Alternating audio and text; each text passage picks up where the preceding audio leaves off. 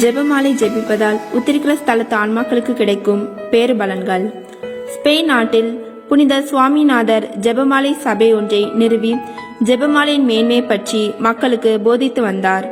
மிகுந்த அழகுற்றவரும் உயர் சாதியில் பிறந்தவருமான அலெக்சாண்டிரா என்ற இளம் பெண்ணொருத்தி அந்த ஜெபமாலை சபையில் தன்னுடைய பெயரை பதிவு செய்து கொண்டு தேவ மாதாவை குறித்து அனுதினமும் 53 மணி ஜெபமாலை செய்து வந்தார். இந்த அழகான இளம் பெண்ணை திருமணம் செய்து கொள்ள வாலிபர்கள் இருவரிடையே கடுமையான போட்டி இருந்தது. அந்த போட்டியின் விளைவாக இருவருக்குள்ளும் சண்டை மூண்டது. ஏற்பட்ட சண்டையில் இருவருமே காயம்பட்டு இறந்து போயினர். இறந்த வாலிபர்களின் உறவினர்கள் அவ்விருவரின் மரணத்துக்கும் இந்த இளம்பெண் அலெக்சாண்டிரா தான் காரணம் என்று கோபத்தினால் அவளை வெட்டி கொன்று எவருமே அறியாதபடி சடலத்தை ஒரு பால் கிணற்றில் எறிந்தனர். வேறொரு ஊரில் தங்கியிருந்த புனித சுவாமிநாதருக்கு தேவமாதா பிரசன்னமாகி இச்செய்தியை அவருக்கு அறிவித்தார். மிகுந்த துயருற்ற புனித சுவாமிநாதர் தாம் இருந்த ஊரிலிருந்து உடனே புறப்பட்டு அலெக்சாண்டிராவின் சடலம் வீசப்பட்ட கிணற்றருகே வந்தார். உடன் ஒரு சிலரை அழைத்து வந்திருந்த அவர் கிணற்றுக்குள் எட்டி பார்த்து அலெக்சாண்டிரா என்று பெயர் சொல்லி கூப்பிட்டார். தேவமாதாவின் புதுமையாக இறந்த அலெக்சாண்டிரா உடல் உயிர் பெற்று கிணற்றை விட்டு வெளியே வர கண்ட அனைவரும் வியப்பினால் வாயெடுத்து போயினர்.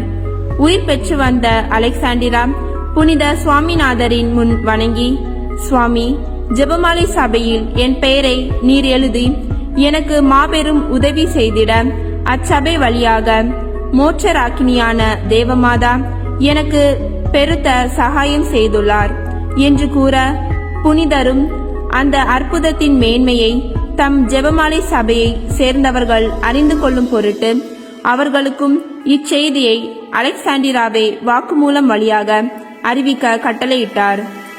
ஜெபமாலை சபையை சார்ந்தவர்களுக்கு அலெக்சாண்டிரா சொன்னதாவது: நான் இறக்கும்போது எனக்கு 3 காரியங்கள் நிகழ்ந்தன. ஜெபமாலை சபையில் இணைந்து ஜெபமாலை ஜெபித்ததனால் நான் சேமித்த புண்ணியங்களின் பொருட்டு என்னை உத்தம மனஸ்தாப மந்திரம் ஜெபிக்க கடவுள் கட்டளையிட்டார். நான் இறக்கும் தருவாயில் என் முன் நிறைய பசாசுகள் தோன்றி என் ஆன்மாவை நரகத்துக்கு கொண்டு போக முயற்சிக்கையில் நான் ஜெபமாலை ஜெபித்ததன் பலனாக தேவமாதா என்னை உத்தரிக்கிற ஸ்தலத்திற்கு போக விடாமல் என்னை மீட்டார். 2 வாலிபர்களின் மரணத்துக்கு நான் காரணமாய் இருந்தேன். அவர்கள் என் மீது ஆசை வைக்க நானே காரணமானேன். இப்பாவத்துக்கு தண்டனையாக உத்தரிக்கிற ஸ்தலத்திலே பல 100 ஆண்டுகள் வேதனைப்பட கடவுள் எனக்கு தீர்ப்பு வழங்கினார்.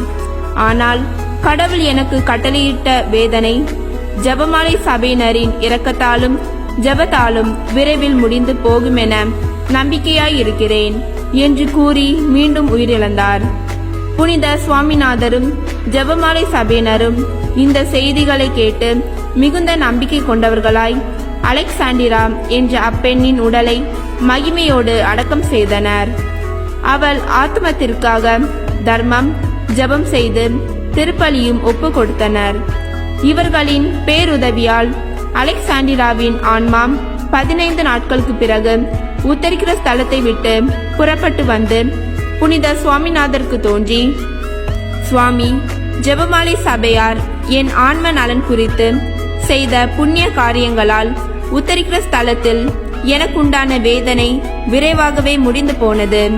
இதேபோல் இந்த சபையின் வழியாக திருப்பலி ஒப்பு கொடுத்தல், தர்மம் செய்தல், ஜெபமாலை ஒப்பு கொடுத்தல் முதலான புண்ணிய செயல்களை செய்தால் உங்களால் என் போன்ற உத்திரிக்கிற ஸ்தலத்தில் வேதனைப்படும் ஆன்மாக்களுக்கு பேருதவியாக இருக்கும் என்று கூறி மறைந்து போனது.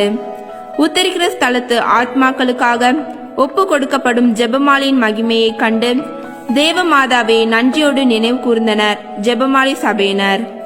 நாம் ஜெபமாலை சபையில் சேராமல் இருந்தாலும் நாம் தினமும் ஜெபமாலை செய்து வந்தால் தேவமாதா நம்மை உத்தரிக்கிற ஸ்தலத்திற்கு போகாமல் நம்மை மீட்பார் அல்லவா?